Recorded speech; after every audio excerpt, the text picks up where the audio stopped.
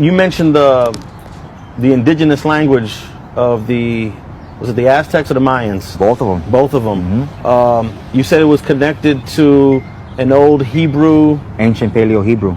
So does that mean that language that was indigenous to what Mexico and Central America is today was a Semitic language? Yeah. So what the schools teach you is an indoctrination. You get inducted into this indoctrination of what they want to call you, or what they tell you that you are. So, for instance, our people get called Hispanic, right? So Hispanic, not knowing what that term means, we call each other Hispanics, but that was under the Spaniard captivity. When the Spaniards came in 1492 and, raped, robbed, and pillaged, the people of Mexico, how they knew you were under that captivity was by calling you an Hispanic, how you belonged to a family of a Spaniard that took you worked on their plantation, you were given their last name, like my last name, Mayala.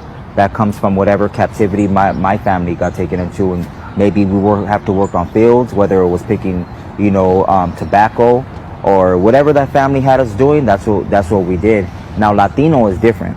Latino is under the Grecian captivity.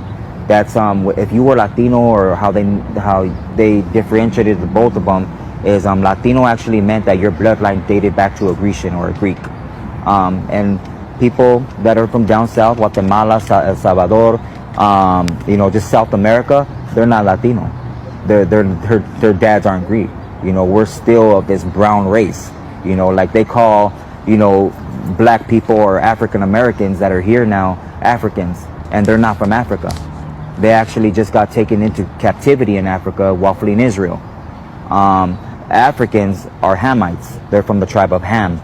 So they're just a different people, and that's why people in Africa don't accept the blacks that are here, or the so-called blacks that are here in America, because they say those aren't our people, And history, they won't teach you. In my era, they taught us a little bit of Aztecs and Mayas and Incas, just a little bit, but they never tell you how our people got here. They never tell you. We came from somewhere. They'll never tell you, how we read the stars. We used a thing called cenotes, which were these ponds, reflection ponds, to read the stars.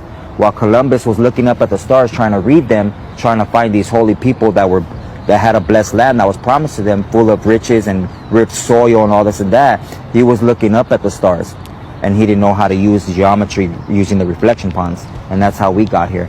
Our real name is not Aztec, it's Issachar. That's our real name. They gave us the name Aztec because it means people of time, because we kept time and numbers, and so that's where that came from.